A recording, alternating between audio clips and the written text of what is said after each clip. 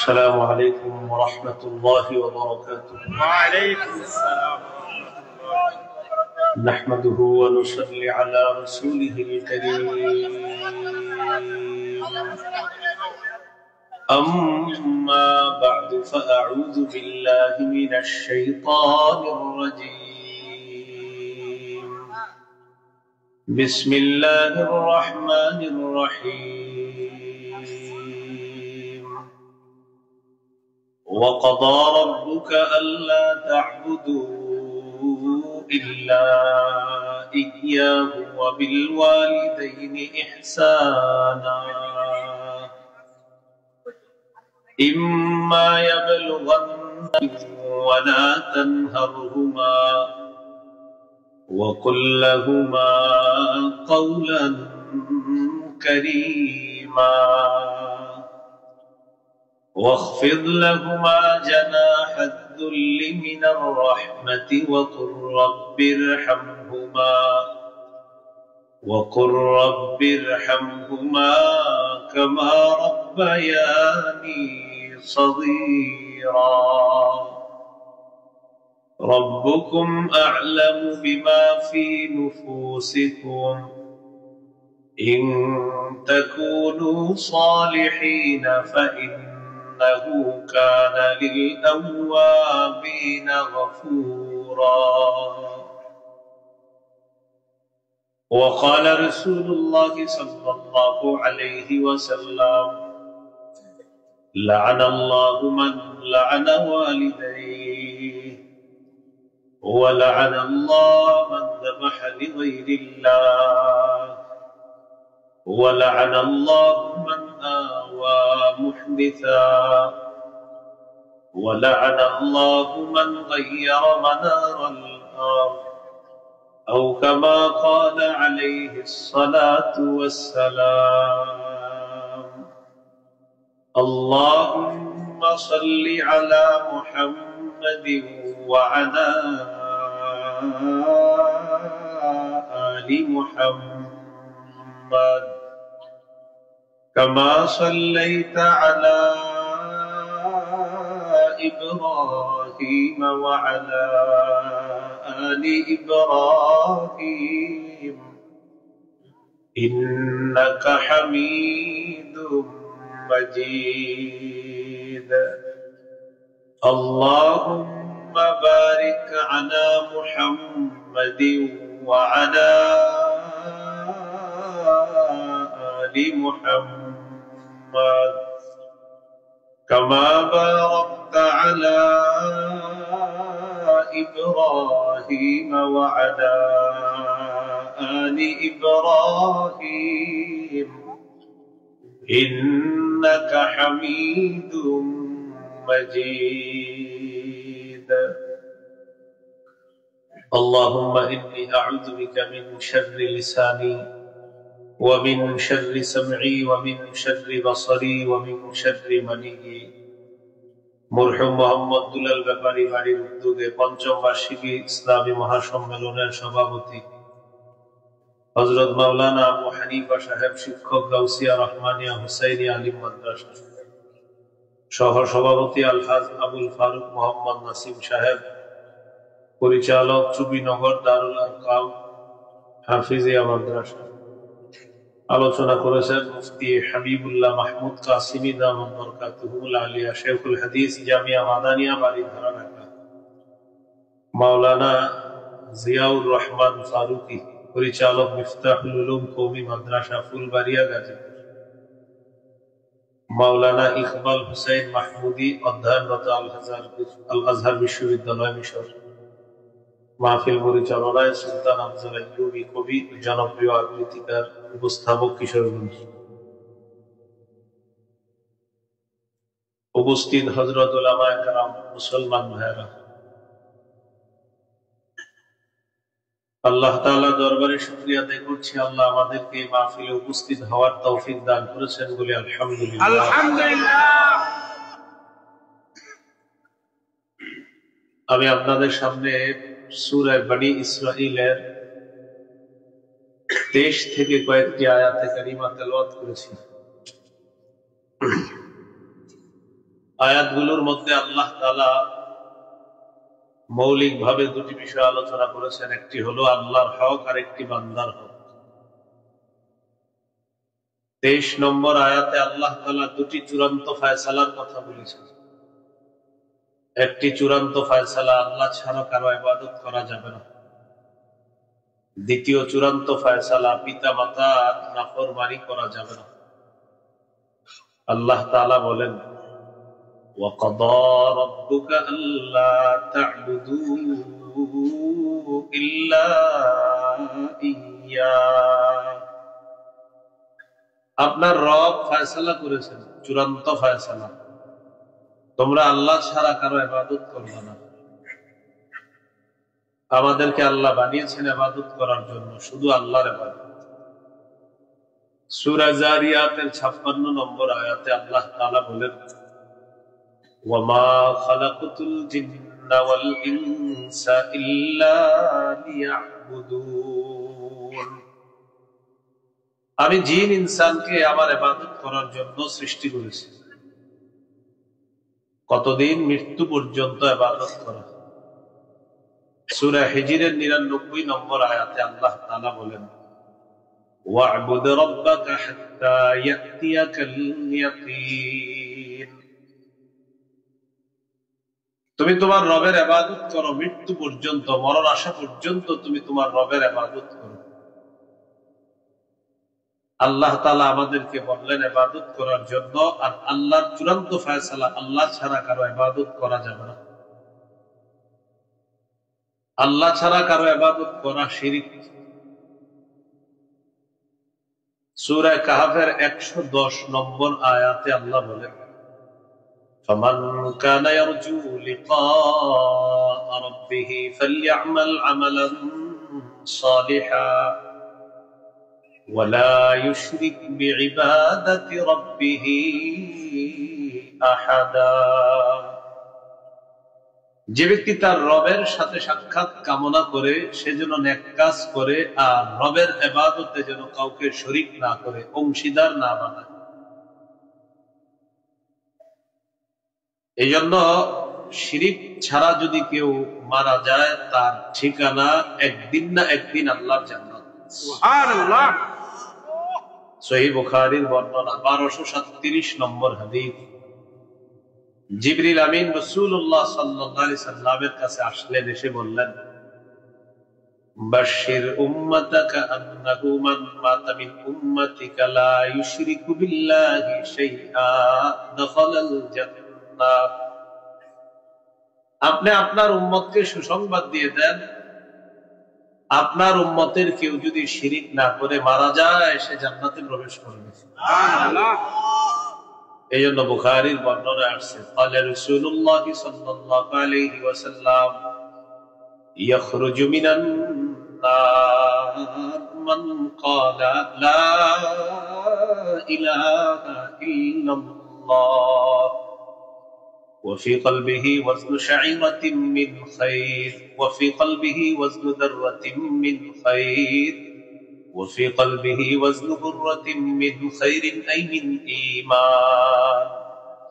কারো অন্তরে যদি গম পরিমাণ, জব পরিমাণ, কোন পরিমাণ ঈমান থাকে, আর সে লা ইলাহা ইল্লাল্লাহর স্বীকৃতি দিয়ে মারা যায়, সে একদিন জাহান্নাম থেকে বের হয়ে জান্নাতে যাবে। সুবহানাল্লাহ। আর যদি শিরিক করে মারা যায়, তার জন্য জান্নাত হারাম বলি, নাউযুবিল্লাহ। সূরা মাইদার 72 নম্বর আয়াতে আল্লাহ তাআলা বলেন, ইন্নাহু মান ইউশরিক বিল্লাহ ফাকাদ হারামাল্লাহু আলাইহিল জান্নাতা ওয়া মাওয়াহুন নার ওয়া মা লিয-যালিমিনা মিন আনসার। যে ব্যক্তি আল্লাহর সাথে শিরিক করে, তার জন্য আল্লাহ জান্নাত হারাম করে দেন, তার ঠিকানা হলো জাহান্নাম। তার ঠিকানা কোথায়? জাহান্নাম। জন্য শিরিকের চিন্তাও করা যাবে না, শিরিক মহা জুলুম। সূরা লোকমানের 13 নম্বর আয়াতে আল্লাহ বলেন, وَإِذْ قَالَ لُقْمَانُ لِابْنِهِ وَهُوَ يَعِظُهُ يَا بُنَيَّ لَا تُشْرِكْ بِاللَّهِ إِنَّ الشِّرْكَ لَظُلْمٌ عَظِيمٌ। স্মরণ করুন ওই সময়কে যখন লোকমান তার সন্তানকে বললেন, হে প্রিয় সন্তান, তুমি আল্লাহর সাথে শিরিক করো না, শিরিক মহা জুলুম। সহিহ বুখারীর বর্ণনা 6861 নম্বর হাদিস। عن عبد الله بن مسعود رضي الله تعالى عنه قال قال رجل يا رسول الله أي الذنب أكبر عند الله। এক ব্যক্তি রাসূলুল্লাহ সাল্লাল্লাহু আলাইহি সাল্লামকে প্রশ্ন করলেন, আল্লাহর কাছে সবচেয়ে বড় পাপ কোনটি? فقال رسول الله صلى الله عليه وسلم أن تدعو لله ندا وهو خلقك। আল্লাহ তোমাকে সৃষ্টি করেছেন, এই আল্লাহর সাথে কোনো সমকক্ষ নির্ধারণ করা, কোনো অংশীদার কাউকে ডাকা, এটা হলো সবচেয়ে বড় পাপ। قال ثم أي يا رسول الله। হুজুর, এরপর সবচেয়ে বড় পাপ কোনটি? নবীজি বললেন, أن تقتل ولدك مخافة أن يطعم معك। তোমার সন্তান তোমার খাদ্যে অংশগ্রহণ করবে এই ভয়ে সন্তান হত্যা করা। সন্তান আপনার সাথে খাবে এই ভয়ে সন্তান হত্যা করা। ওই যে এক সন্তান হওয়ার পর আর 6 বছর সন্তান নেন না, যে টেনশনে, কেন? কে খাওয়াবে? এটা আল্লাহর কাছে সবচেয়ে বড় পাপের একটা, শিরিকের পরে। সূরা বনী ইসরাঈলের 31 নম্বর আয়াতে আল্লাহ বলেন, ওয়ালা তাকতুলু আওলাদাকুম খাশিয়াতা ইমলাক নাহনু নারযুকুহুম ওয়া ইয়্যাকুম। তোমরা তোমাদের সন্তানদেরকে দারিদ্রতার ভয়ে হত্যা করো না, আমি তাদেরকেও রিজিক দেই, তোমাদেরকেও রিজিক দেই। সুবহানাল্লাহ। বলেন, আমাদেরকে রিজিক দেয় কে? আল্লাহ। সন্তান যারা আসবে তাদেরকে কে রিজিক দেয়? আল্লাহ। সাহাবী প্রশ্ন করলেন, সুম্মা আইয়ুন ইয়া রাসূলুল্লাহ, এরপর সবচেয়ে বড় পাপ কোনটি? নবীজি বললেন, আন তুজানি বিহালিলাতি জারিকা। তুমি তোমার প্রতিবেশীর স্ত্রীর সাথে অবৈধ কাজে লিপ্ত হয়ে যাওয়া, ব্যভিচারে লিপ্ত হওয়া, এরপর সবচেয়ে বড় পাপ। হাদিসে 3টি বড় পাপের কথা আসছে। 1 নম্বর পাপটা হলো শিরিক করা। আল্লাহ আমাদেরকে শিরিক থেকে হেফাজত করুন, আমিন। তাহলে শিরকি কথা বলবো না, শিরকি কথা শুনবো না, শিরকি কাজ করব না, শিরকি গান শুনবো না, শিরকি মজলিসের পাশ দিয়ে যাব না। আল্লাহ আমাদেরকে হেফাজত করেন, আমিন। এই হলো 1 নাম্বার চূড়ান্ত ফয়সালা। আল্লাহর সাথে শিরিক করা যাবে না, শিরিক মুক্ত ইবাদত করতে হবে। আল্লাহ আমাদেরকে শিরিক মুক্ত ইবাদত করার তৌফিক দান করুন, আমিন। বলেন আমার সাথে, লোক দেখানো ইবাদত, লোক দেখানো ইবাদত, ছোট শিরিক, ছোট শিরিক, গোপন শিরিক, গোপন শিরিক, দাজ্জালের চেয়েও ভয়াবহ অপরাধ। দাজ্জালের চেয়ে ভয়াবহ কি শিরিক? গোপন শিরিক বা ছোট শিরিক। বুলুগুল মারাম হাদিসের কিতাব 440 নম্বর হাদিস। قال رسول الله صلى الله عليه وسلم إن أخوف ما أخاف عليكم الشرك الأصغر والرياء। নবীজি বলেন, আমি তোমাদের ব্যাপারে সবচেয়ে বেশি ভয় পাই তোমরা ছোট শিরিকের মধ্যে লিপ্ত হয়ে যাবা। ছোট শিরিক হলো রিয়া, লোক দেখানো ইবাদত করা। তোমরা ছোট শিরিকে লিপ্ত হবা, রিয়া, লোক দেখানো ইবাদত। يقول الله يوم القيامة اذهبوا إلى الذين كنتم تراءون في الدنيا। লোক দেখানো ইবাদত যারা করে, কিয়ামতের ময়দানে তাদেরকে আল্লাহ তাআলা বলবেন,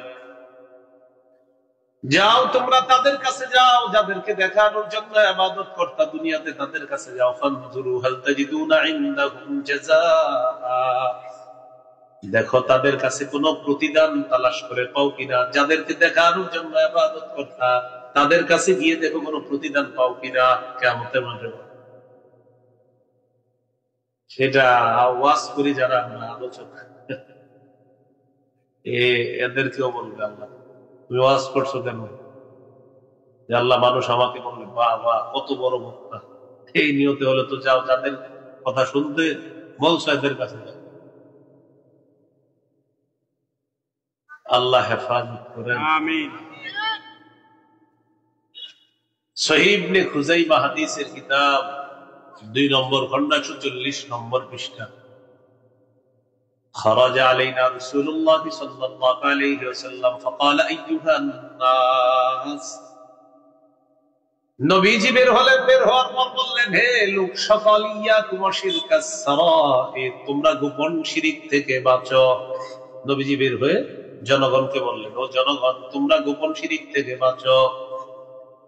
ক্বালু ওয়া মা শিরকুস সারাইর ইয়া রাসূলুল্লাহ, হুজুর গোপন শিরিক কি জিনিস?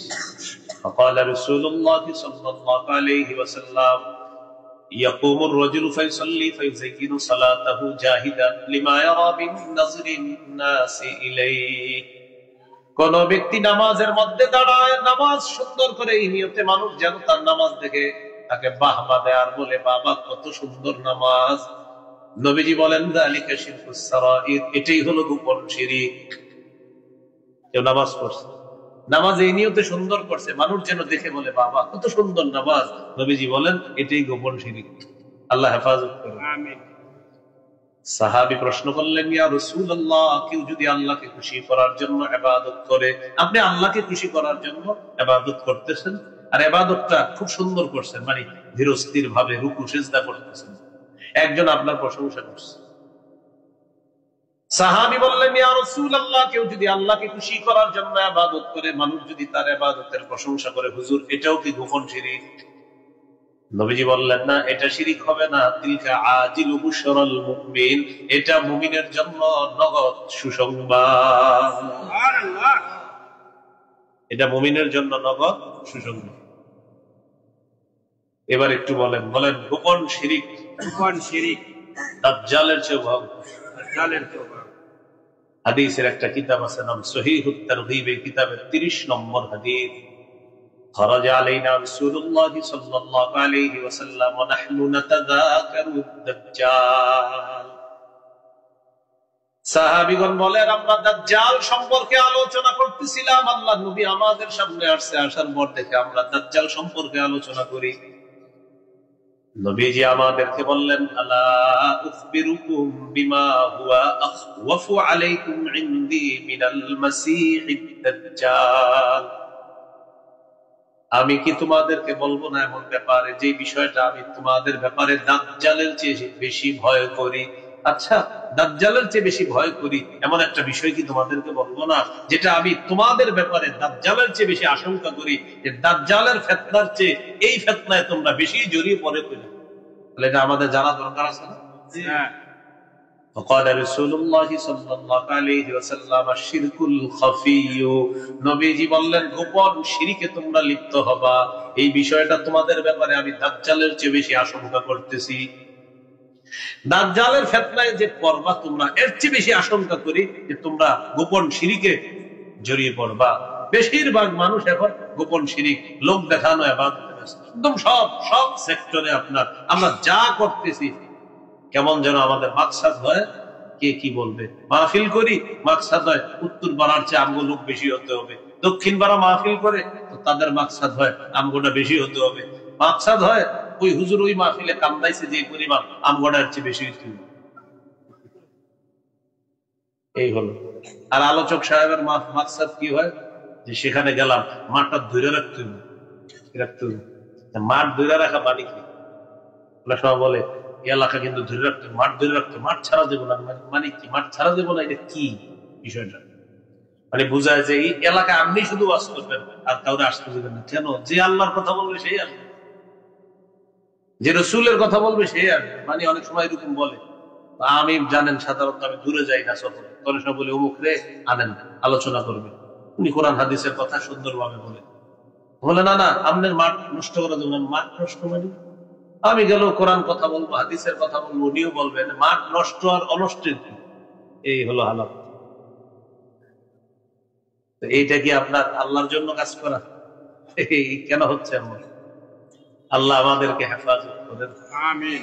ছোট শিরিক, গোপন শিরিকে ম্যাক্সিমাম মানুষ জড়িয়ে আছে। নবীজি এটা আশঙ্কা করছে। এই হলো 1 নাম্বার চূড়ান্ত ফয়সালা, ইবাদত হবে শুধু কার? আল্লাহ। 2 নাম্বার চূড়ান্ত ফয়সালা, ওয়া বিল ওয়ালিদাইনি ইহসানা, পিতামাতার আনুগত্য করবা, তাদের নাফরমানি করবা না। সহিহ মুসলিমের বর্ণনা 2549 নম্বর হাদিস, 2549। জাআ রাজুলুন ইলা নাবিয়্যিল্লাহি সাল্লাল্লাহু আলাইহি ওয়াসাল্লাম, এক ব্যক্তি রাসূলুল্লাহ সাল্লাল্লাহু আলাইহি ওয়াসাল্লামের কাছে আসছে। আসার পর বললেন, উবাইউকা আলাল হিজরাতি ওয়াল জিহাদ আবতাগিল আজরা মিনাল্লাহ।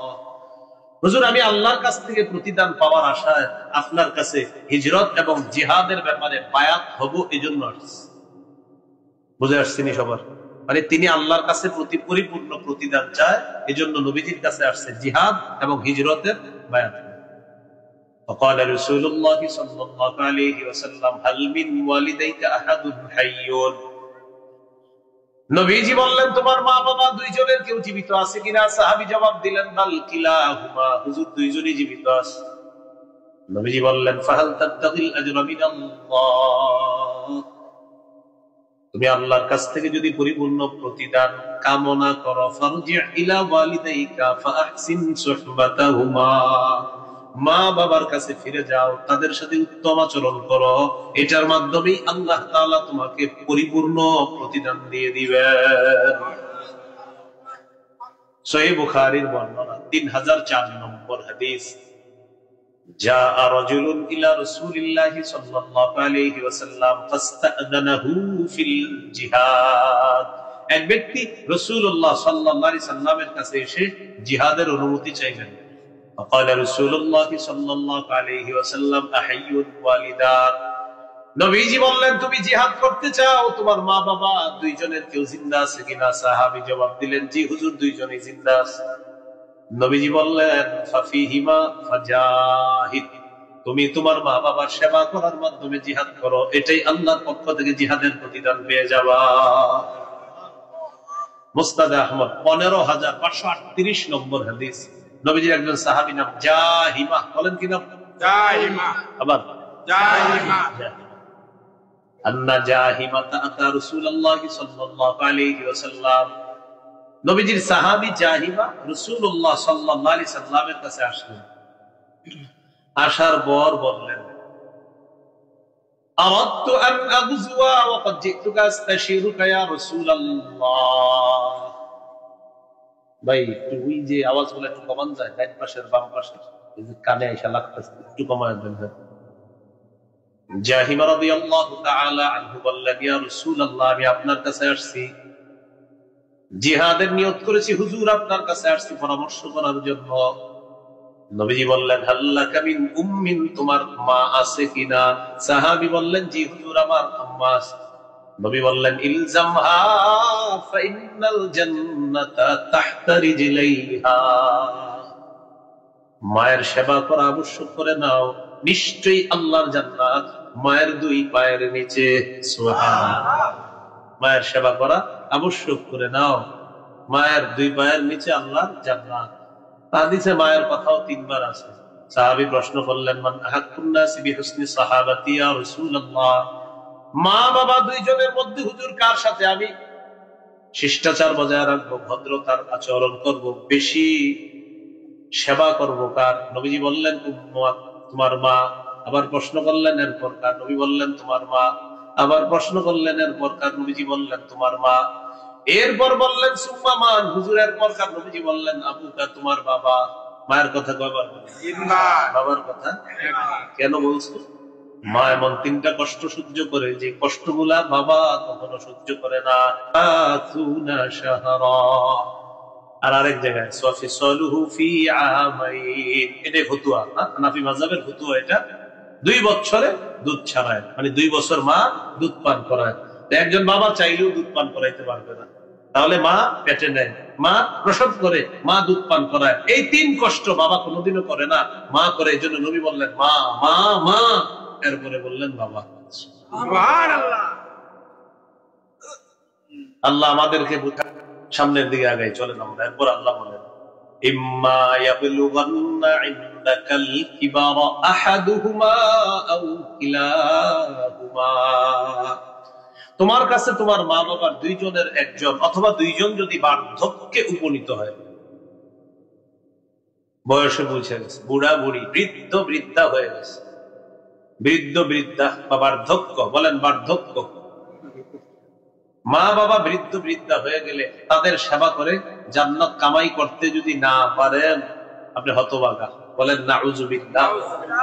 সহিহ মুসলিমের বর্ণনা 2551 নম্বর। বলেন ওই ব্যক্তি হতভাগা, ওই ব্যক্তি হতভাগা, ওই ব্যক্তি হতভাগা। সাহাবীরা বললেন হুজুরকে।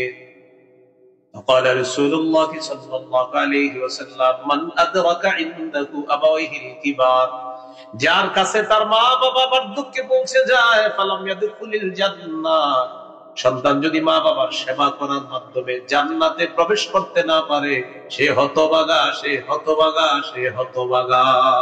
তোমার মা বাবা বার্ধক্যে পৌঁছেছে তোমার ঘরে, তোমার কাছে, আর তাদের সেবার মাধ্যমে তুমি জান্নাত কামাই করতে পারলা না, নবী বলেন এটা হতভাগা, হতভাগা, হতভাগা সন্তান। বলি নাউযুবিল্লাহ। সামনে আগে কি বলে দেখেন, ইম্মা ইয়াবলুগান্না ইনদাকাল কিবারা আহাদুহুমা আও কিলাহুমা, তোমার মা বাবা দুইজনের একজন অথবা দুইজন যদি তোমার কাছে বার্ধক্যে উপনীত হয়, ফালা তাকুল্লাহুমা উফিন, তুমি উফ শব্দটাও কখনো বলবা না। বলেন উফ। উফ। পাশের রুমে আপনার বৃদ্ধ বৃদ্ধা মা ঘুমায়, প্রচন্ড শীতের রাত, তাদের কাশি উঠছে, তো কাশতেছে, আর আপনি বললেন থুর। এই যে থুর বলা যাবে না, আপনি পাশের রুম থেকে ঘুরার যন্ত্রণা আর বাঁচি না, আস্তাগফিরুল্লাহ বলা যাবে। ফালা তাকুল্লাহুমা উফিন, মা বাবা যদি তোমার কাছে বার্ধক্যে পৌঁছে যায়, এক নাম্বার কথা শুনবা, ফালা তাকুল্লাহুমা উফিন, তাদেরকে উফ শব্দটাও কখনো বলবা না। বলেন বিরক্তি প্রকাশ করব না, বিরক্তি সূচক কোন বাক্য বলবো না। ফালা তাকুল্লাহুমা উফিন মানে তিনটা, উফ বলবা না, অভিশাপ কে কারে দেয়? ছেলের মারে দেয়, কোনো কথা মানে কি অভিশাপ দেয়, এ জানেও না যে এর অভিশাপ এটা লাগবে না, উল্টা আল্লাহ তারে অভিশাপ। যে ব্যক্তি মা বাবাকে অভিশাপ দেয় তাকে কে অভিশাপ দেয়? আল্লাহ। হ্যাঁ, ইমাম সাহেবের কাছে এসে বিচার দেয়, হুজুর আজরাইল এত ঘরে আসে, এই বুড়াটারে দেখতে পারেন না? নাউযুবিল্লাহ। রাগ করে বইলা ফেলে, বন্ধুদের সাথে বলে, আর বলিস না, পেটের পেটের বাঁচতাছি না, মরতে পারে না এটা। নাউযুবিল্লাহ। সহিহ মুসলিমের হাদিস, মন দিয়ে শোনেন, 1978 নম্বর হাদিস, মাদ্রাসা পাঠ্যপুস্তক অনুসারে, আপনাদের পকেটের উস্তাদ অনুযায়ী 5018 নম্বর হাদিস। এই হাদিসের মধ্যে আছে 4 শ্রেণীর অপরাধীকে আল্লাহ অভিশাপ দেয়। কয় শ্রেণী? 4 শ্রেণী। আমাদের আলোচ্য বিষয় হলো মা বাবা, তো যেহেতু হাদিসে আরো 3টা অপরাধের কথা আসছে, আমরা 4টাই জেনে নিই। হ্যাঁ, মন দিয়ে শুনেন। লাআনাল্লাহ হলো 1 নাম্বার অপরাধ। ওয়া লাআনাল্লাহ মান যাবাহা লিগাইরিল্লাহ, যে ব্যক্তি আল্লাহ ছাড়া অন্যের নামে পশু জবাই করে তাকে আল্লাহ অভিশাপ দেয়। ওয়া লাআনাল্লাহ মান আওয়া মুহদিসা, যে ব্যক্তি কোন বেদাতিকে আশ্রয় দেয় তাকে আল্লাহ অভিশাপ দেয়।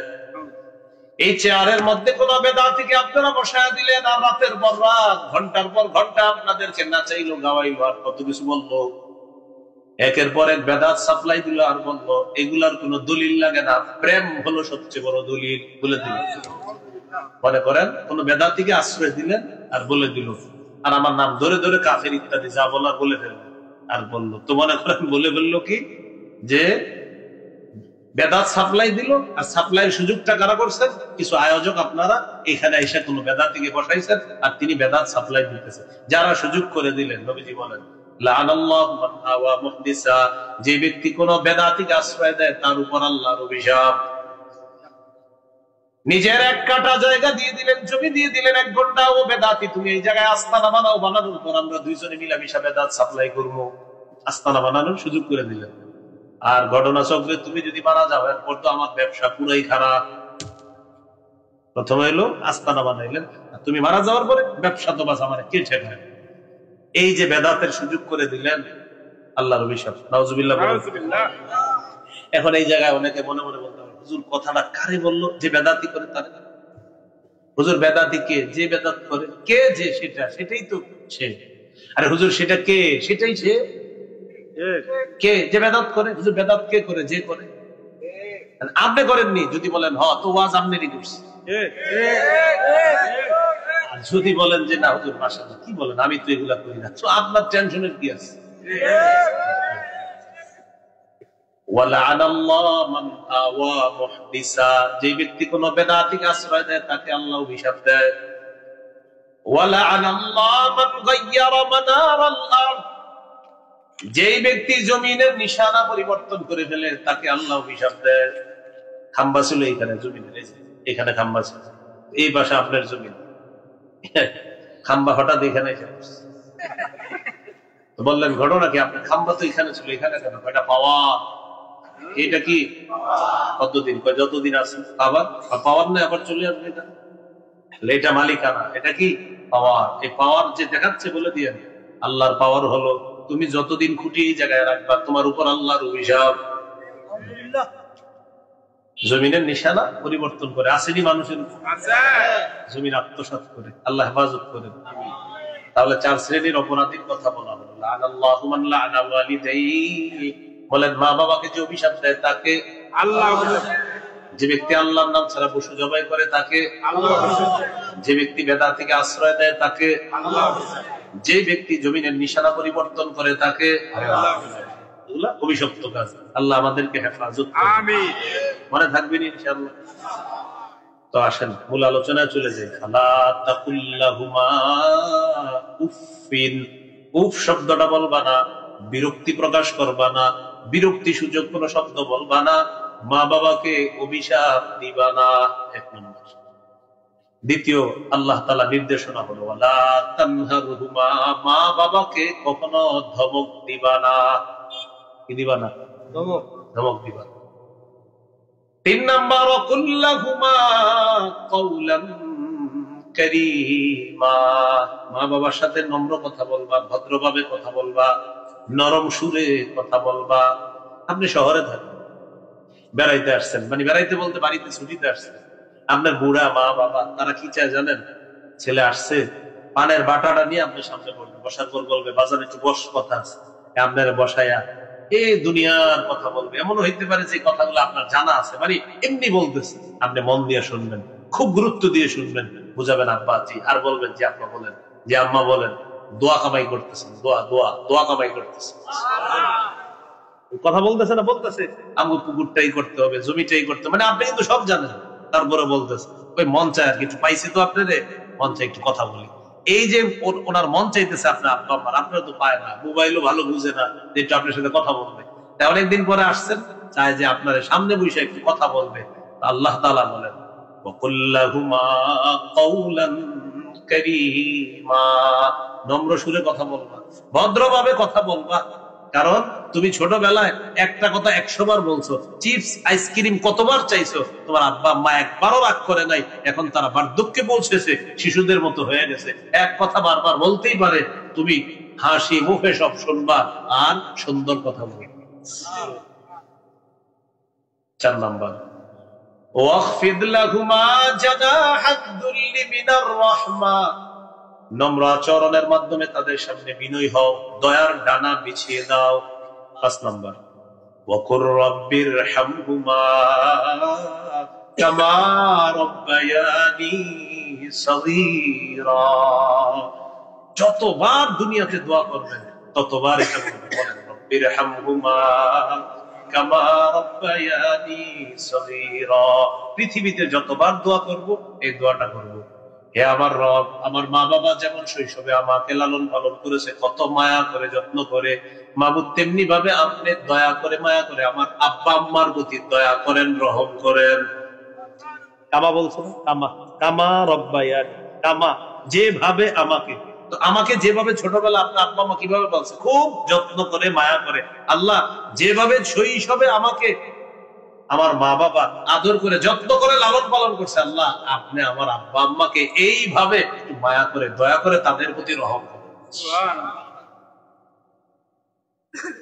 তো মা বাবার জন্য দোয়া করবেন, আর দুনিয়াতে বেঁচে থাকলে তাদের দোয়া কামাই করবেন। হ্যাঁ, তাদের দোয়া কি করবেন? কামাই করবেন। আবু দাউদের হাদিস 1536 নম্বর হাদিস, قال رسول الله صلى الله عليه وسلم ثلاث دعوات مستجابات لا شك فيهن, 3 ব্যক্তির দোয়া কবুল হওয়ার ব্যাপারে কোনো সন্দেহ নাই।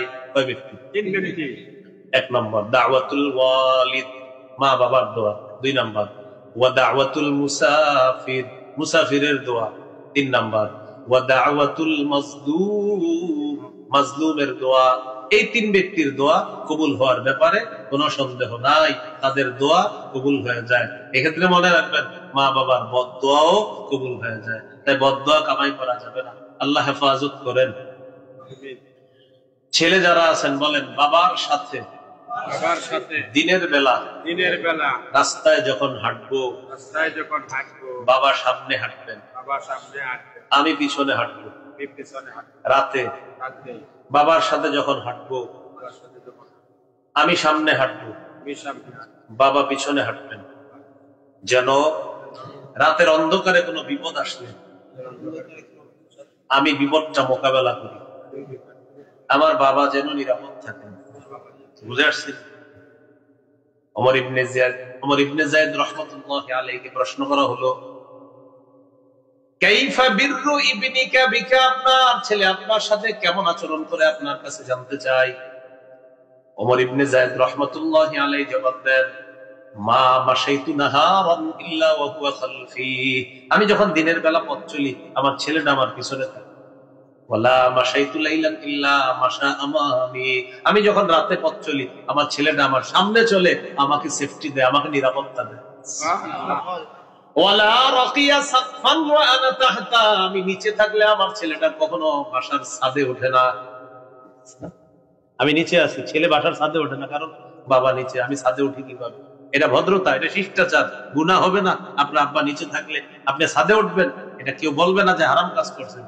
কিন্তু উনি বলতেছে আমি নিচে থাকলে ও কখনো ছাদে ওঠে না, যে আব্বা নিচে কেমনে ছাদে উঠে। আবু হুরায়রা রাদিয়াল্লাহু তাআলা পৃথিবীর সমস্ত সন্তান যারা আছি আমরা, আমাদেরকে গুরুত্বপূর্ণ 3টা কথা বলছেন। লা তুসাম্মিহি বিসমিহি, বাবার নাম ধরে কখনো ডাকবা না। ওয়ালা তামশি আমামা, বাবার সামনে কখনো চলবা না। ওয়ালা তাজলিস ক্বাবলা, বাবার সামনে কখনো বসবা না। আল্লাহ আমাদেরকে ভদ্রতা গুলা বজায় রাখার তৌফিক দান করুন। আসলে উদ্দেশ্য হলো আব্বা আম্মাকে যথাসম্ভব খুব ভদ্রভাবে তাদের সাথে চলাফেরা করা, কোনোভাবে যেন আমাদের দ্বারা কোনো বেয়াদবি না হয়ে যায়। আল্লাহ আমাদেরকে তাদের বদদোয়া থেকে হেফাজত করেন। গুরুত্বপূর্ণ কথা সেটা হলো, মা বাবা যদি আপনাকে নাফরমানির কথা বলে সেক্ষেত্রে কি করবেন? বলেন ভদ্রতার সাথে তাদের এই কথা প্রত্যাখ্যান করতে হবে।